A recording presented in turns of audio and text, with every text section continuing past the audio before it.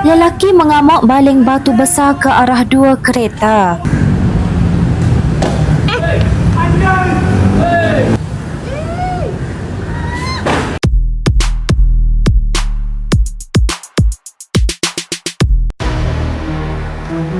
Tular rakaman memaparkan seorang individu dipercayai mengamuk sebelum bertindak membaling batu besar ke arah dua buah kereta yang melalui kawasan tersebut. Pemilik video yang berkongsikan rakaman itu memaklumkan sedang berjalan-jalan di sekitar kawasan itu dan sempat merakam kejadian tersebut. Difahamkan lelaki itu merupakan seorang OKU dan ada anggota di BKL yang sempat mengalihkan batu-batu yang ada berdekatan dengan lelaki tersebut.